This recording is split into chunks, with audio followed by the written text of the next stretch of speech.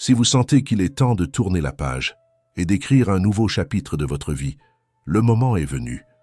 La fin de l'année n'est pas seulement une étape marquée sur le calendrier, c'est une occasion de se recentrer, d'apprendre de ce qui est passé et de choisir consciemment qui vous voulez devenir à partir de maintenant. Le stoïcisme peut être le phare qui éclaire ce chemin. Ce n'est pas une théorie complexe, mais une pratique concrète qui transforme les défis en croissance, les pensées en action et qui nous guide vers ce qui compte vraiment. Cette philosophie nous enseigne à affronter la vie avec courage, à trouver l'équilibre au milieu des tempêtes et à vivre avec un véritable sens. Aujourd'hui, vous découvrirez 10 habitudes simples mais transformatrices qui peuvent devenir la base d'un esprit plus fort et d'un cœur plus léger. Que 2025 soit bien plus qu'une nouvelle année, qu'il marque le début de votre transformation. Habitude 1. Construisez une routine. Imaginez la sensation d'entrer dans un espace organisé où chaque chose est à sa place et où vous trouvez ce dont vous avez besoin sans effort. C'est exactement ce qu'une routine peut faire pour votre vie. Organiser le chaos, clarifier votre esprit et donner une direction à vos journées. Mais ne vous méprenez pas, construire une routine ne signifie pas rigidifier chaque seconde de votre temps. Il s'agit plutôt de créer une base solide qui vous permette d'avancer vers ce qui compte vraiment. Une routine est comme un rail de train. Elle ne vous enferme pas, mais elle apporte clarté et stabilité pour continuer à avancer. Lorsque vous savez quelle est la prochaine étape, le poids de l'indécision disparaît, libérant ainsi une énergie mentale précieuse pour vos rêves. C'est dans cet espace d'ordre que la véritable créativité peut s'épanouir et que vos objectifs prennent forme. Marc Aurèle nous rappelle: concentrez-vous sur ce qui est devant vous, avec droiture, soin et attention, sans distraction. C'est précisément ce qu'une bonne routine permet, rester concentré et pleinement présent. Voyez votre routine comme un puzzle. Chaque petite pièce que vous placez aujourd'hui contribue au tableau d'ensemble de votre vie. Ne sous-estimez pas le pouvoir des petites habitudes.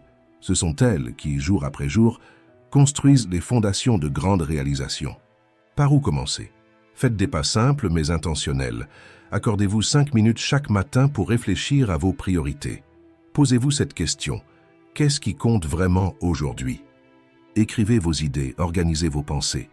Ces quelques minutes instaureront une discipline qui deviendra votre meilleur allié face aux changements que 2025 apportera. Sénèque nous mettait en garde: une vie sans objectif est complètement vide. Il avait raison. Une journée bien structurée ne vous rend pas seulement plus productif, elle procure aussi un sentiment d'accomplissement qui alimente la motivation pour continuer. Cependant, rappelez-vous que votre routine doit refléter qui vous êtes et le moment que vous vivez. Ne vous comparez pas aux autres. La vie de chacun suit des rythmes différents. Que vous travailliez, étudiez ou preniez soin de votre maison, adaptez vos actions à ce qui est possible maintenant. Il n'y a pas de routine parfaite, mais il existe une routine possible, et cela suffit. Avant de commencer, observez comment vous utilisez votre temps. Quels sont les moments où vous vous sentez le plus productif? Où perdez-vous de l'énergie?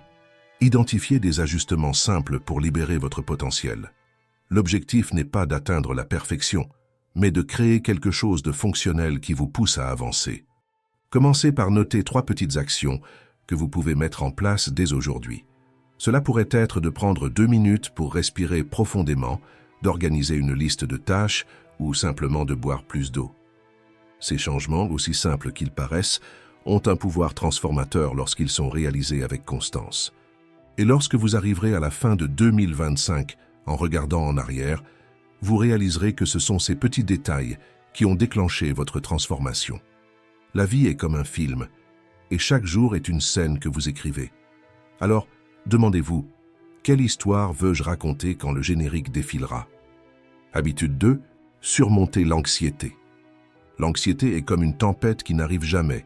Elle souffle des vents violents dans l'esprit, brouillant nos pensées et créant des inquiétudes qui, dans la plupart des cas, ne se réalisent jamais. Combien de nuits avez-vous déjà perdues à ressasser des problèmes qui n'existaient que dans votre tête? C'est comme marcher en rond dans un désert, sans réaliser que la sortie a toujours été en vous.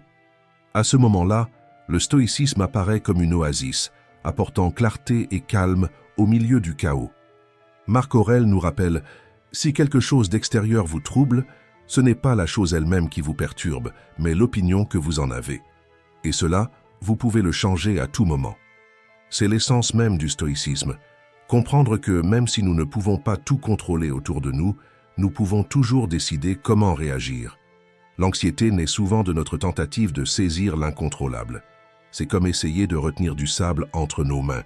Plus nous serrons, plus il s'échappe. Sénèque disait déjà « Nous souffrons davantage dans notre imagination que dans la réalité ».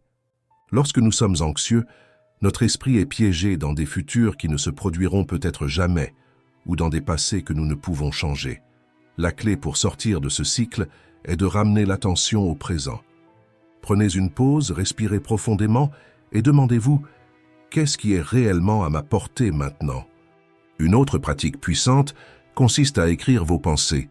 En les mettant sur papier, vous réalisez que bon nombre de vos préoccupations ressemblent à des ombres dans une pièce sombre, effrayante, mais dénuée de substance.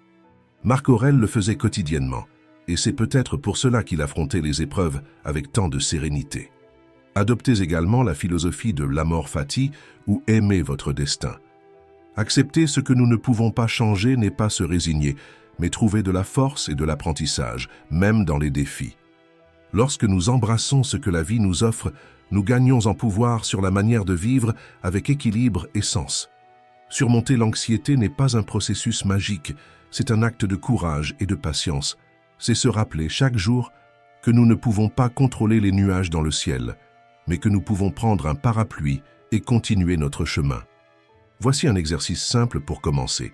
Écrivez 3 choses que vous ne pouvez pas changer et 3 choses qui sont sous votre contrôle. En regardant cette liste, décidez de lâcher prise sur ce qui ne dépend pas de vous et d'agir sur ce qui est à votre portée. En 2025, offrez-vous le cadeau d'un esprit plus léger et d'un cœur plus fort. L'anxiété n'a pas besoin d'être un poids que vous portez. Elle peut devenir un professeur qui vous enseigne la valeur de vivre dans l'instant présent. Rappelez-vous, vous êtes plus fort que vos peurs et plus sage que ce que votre anxiété veut vous faire croire. Commencez dès aujourd'hui, pas à pas, à vivre avec plus de sérénité, comme un véritable stoïcien. Habitude 3. Lâcher prise pour grandir. Avez-vous remarqué comment certaines choses auxquelles nous nous accrochons finissent par nous retenir au lieu de nous propulser? Cela peut être un projet ancien, une habitude inutile ou même une relation qui ne vous fait plus de bien. Ce sont des poids qui, au lieu de vous aider, ralentissent votre chemin. Les stoïciens nous enseignent que celui qui porte le poids du passé n'a pas d'espace pour embrasser le présent. Lâcher prise n'est pas abandonner, c'est reconnaître que certaines choses ont déjà accompli leur rôle. C'est un acte de courage qui ouvre la voie à une vie plus légère et plus intentionnelle. Imaginez un voyageur portant un sac à dos rempli de pierres. À chaque pas, la marche devient plus difficile. Mais lorsqu'il décide de laisser certaines pierres derrière lui, il ressent un soulagement immédiat. Le chemin devient plus facile et plus agréable. Et vous, quelles pierres portez-vous encore? Peut-être des engagements qui n'ont plus de sens, des croyances limitantes, ou l'idée que vous devez être parfait en tout temps.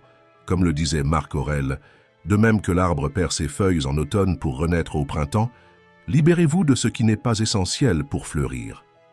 Lâcher prise demande de la force, mais c'est une libération. En renonçant à ce qui ne sert plus, vous créez de l'espace pour ce qui compte vraiment. Concrètement, cela peut signifier réévaluer des relations qui ne vous soutiennent pas, abandonner le besoin de tout contrôler ou laisser tomber des projets qui drainent votre énergie. Prenez un moment pour réfléchir. Qu'est-ce que vous tenez encore alors que cela n'a plus de sens? Écrivez, identifiez. Peut-être est-ce une culpabilité ancienne, une attente, ou même un objet chargé de souvenirs. Choisissez quelque chose à laisser partir aujourd'hui. Chaque fois que vous laissez quelque chose aller, vous créez de l'espace pour du neuf.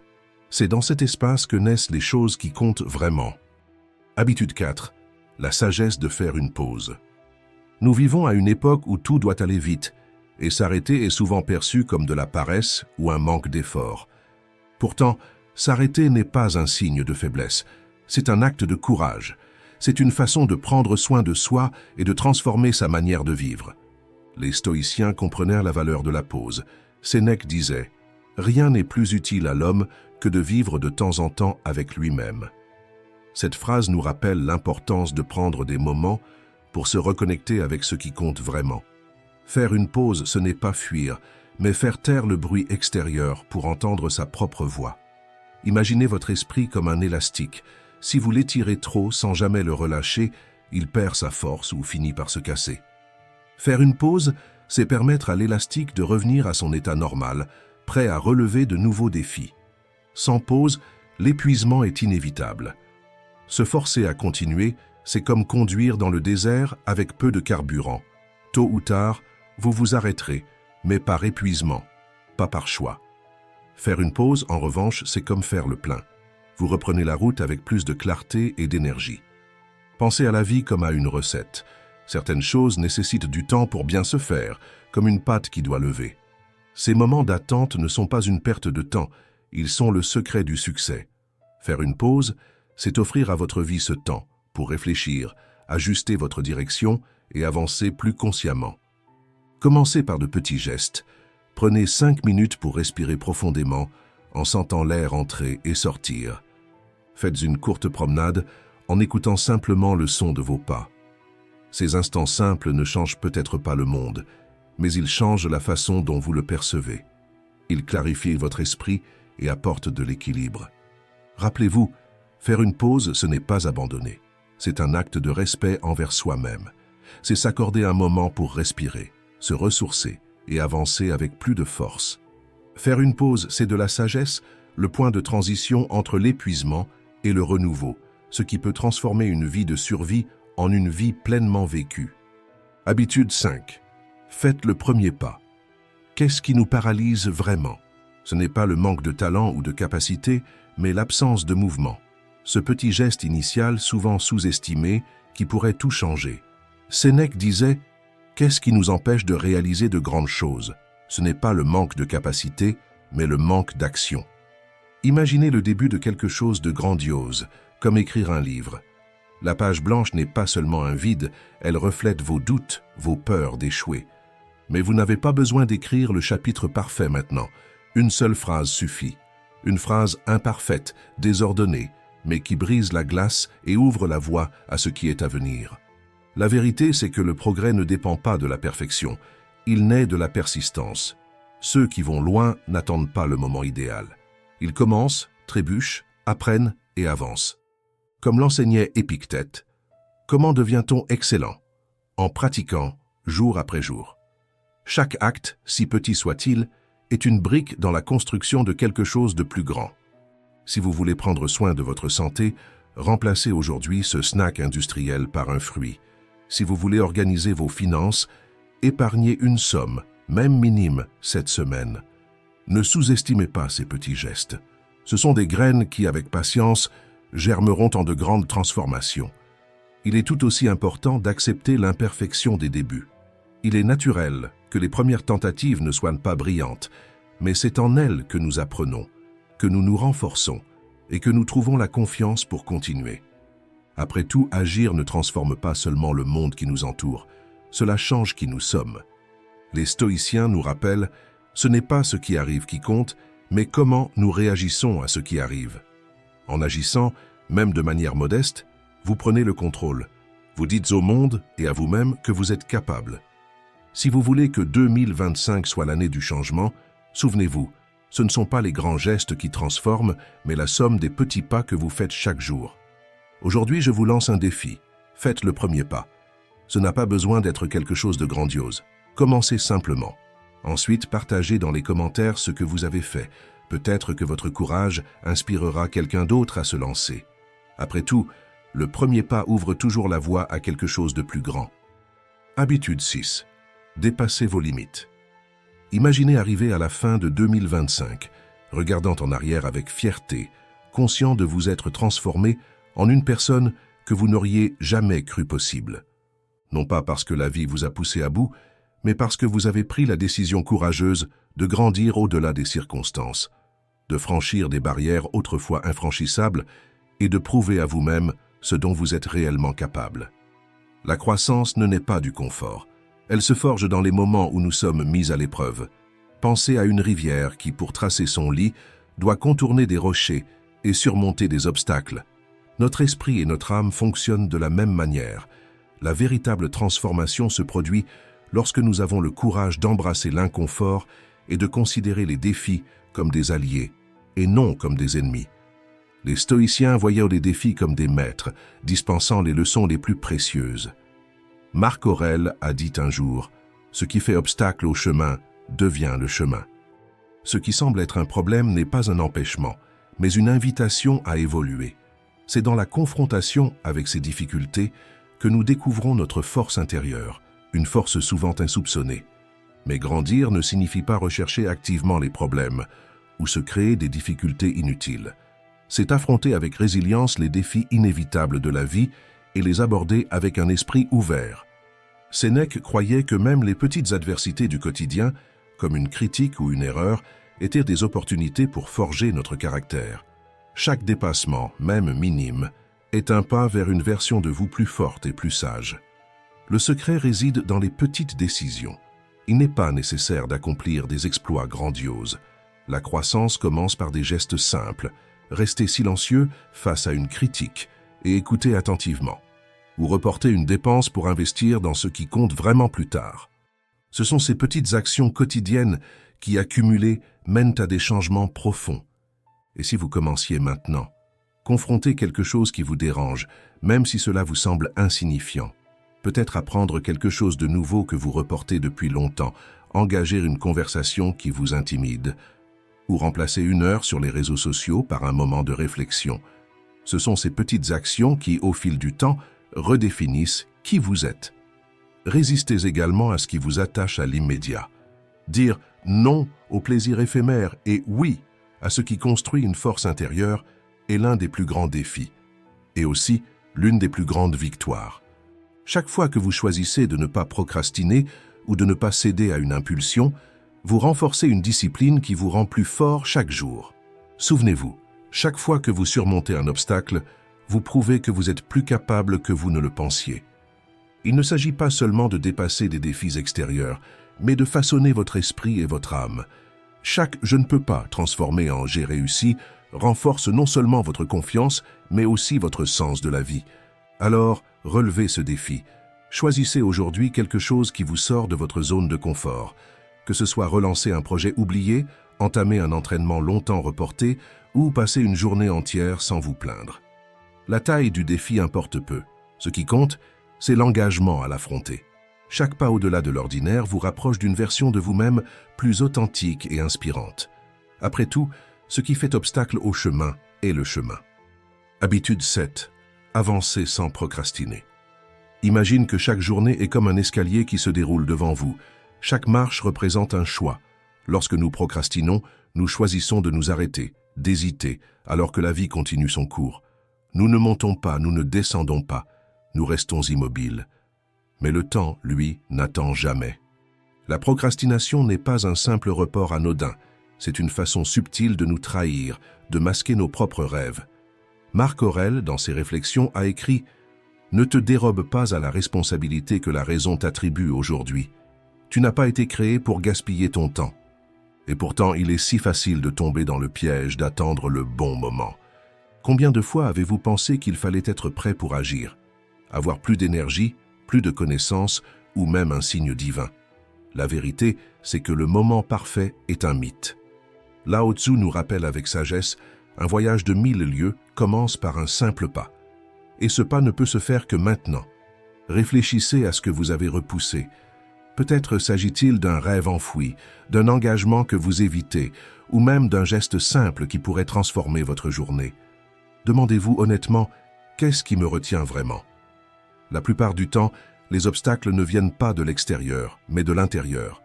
Le stoïcisme nous invite à concentrer notre énergie sur ce que nous pouvons contrôler. Oubliez ce qui pourrait mal tourner ou les opportunités manquées. Focalisez-vous sur ce qui est à votre portée maintenant.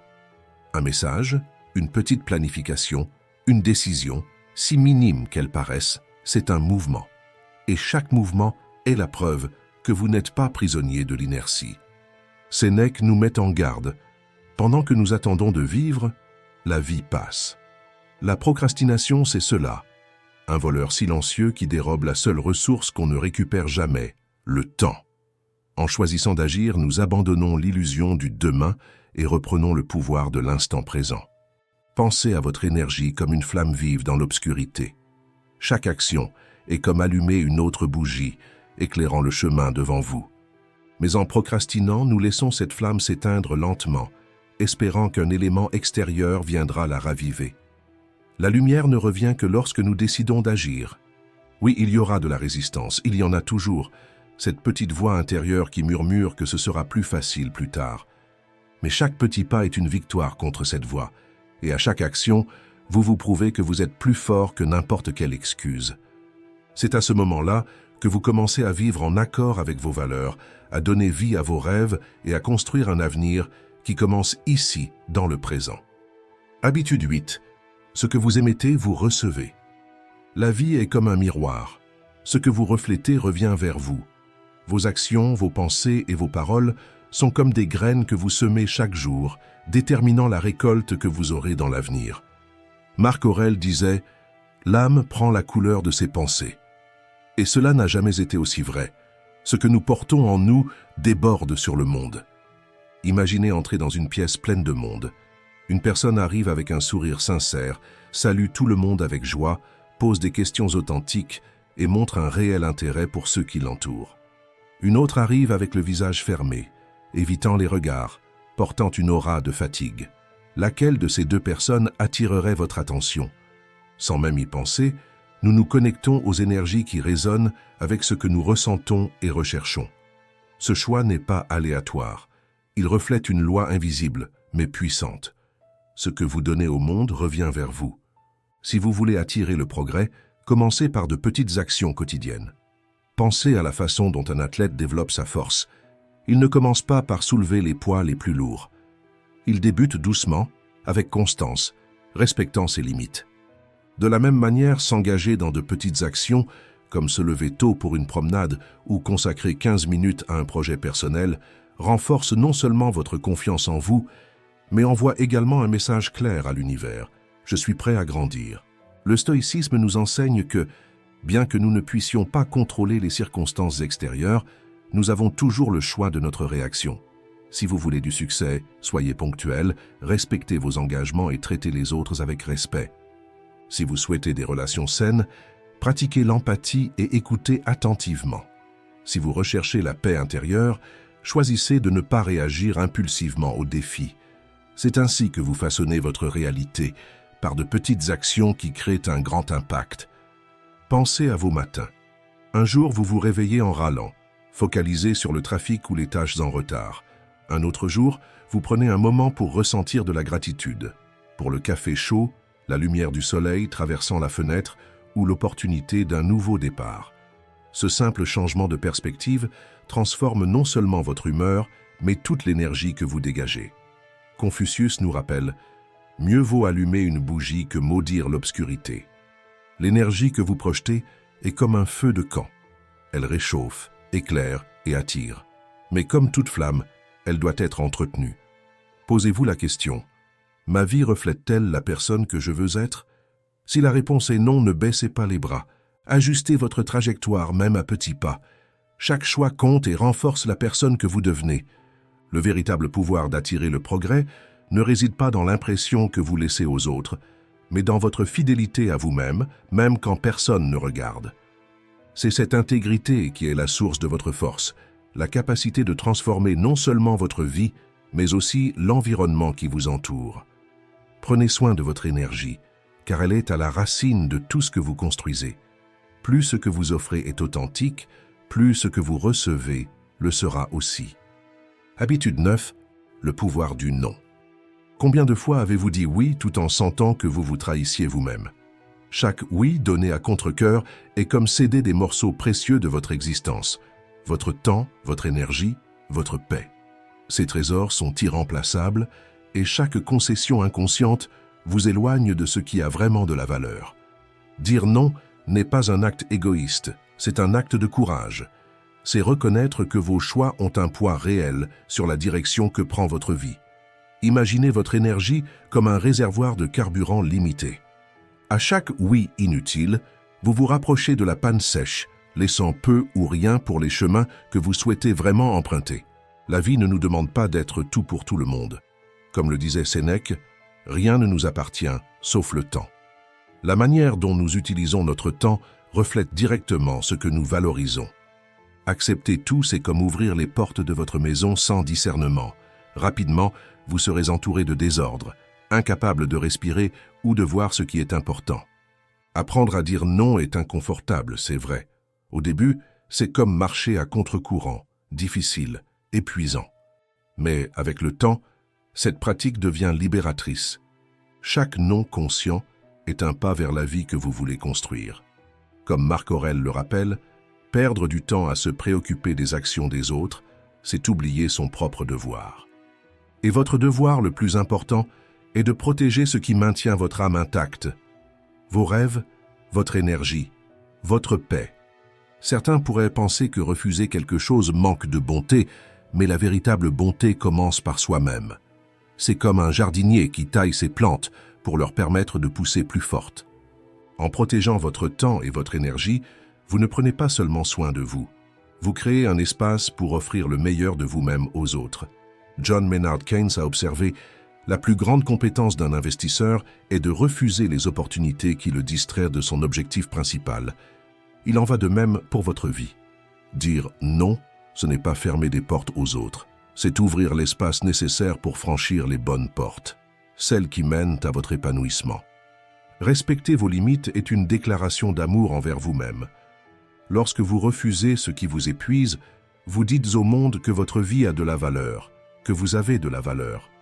Ce n'est pas de l'égoïsme, c'est de la clarté, de la sagesse. Avant de passer au 10e et dernier habit, je vous invite à réfléchir. Combien de non devez-vous dire pour retrouver votre vie? Et si vous pensez que ce message peut aider quelqu'un, aimez cette vidéo, abonnez-vous à la chaîne et partagez-la. Ensemble, transformons des choix conscients en un mouvement de changement. Habitude 10. Reprenez le rythme et la direction.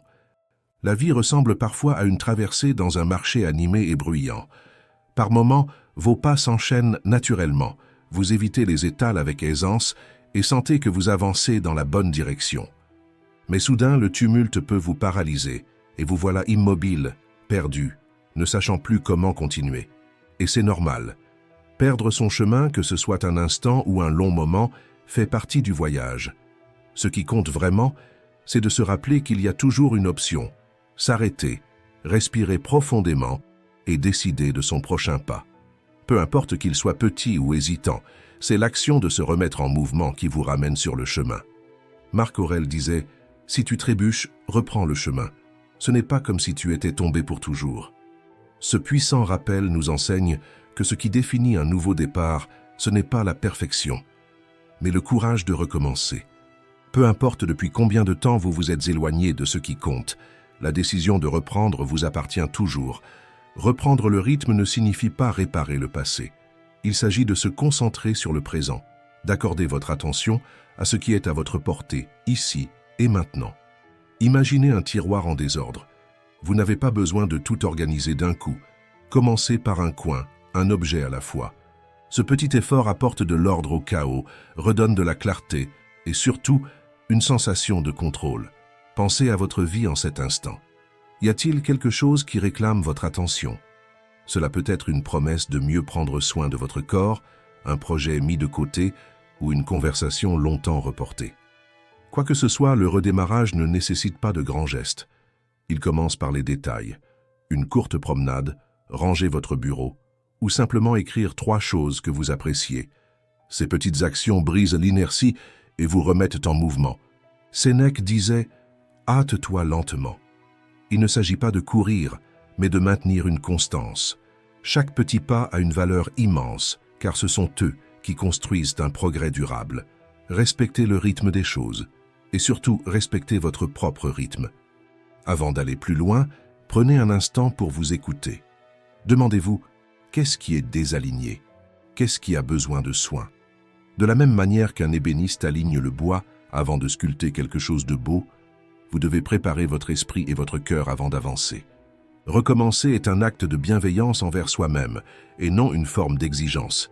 Chaque pause, chaque erreur est une opportunité d'apprentissage et de renforcement. Aujourd'hui, choisissez une sphère de votre vie pour reprendre le rythme. Peu importe la taille du pas, ce qui compte, c'est le courage de continuer. Car la véritable force ne réside pas dans la vitesse, mais dans la capacité de persévérer, même lorsque le chemin semble difficile. Engagez-vous à pratiquer ces habitudes en 2025, commentez. Aujourd'hui, j'ai recommencé. Et merci d'être ici.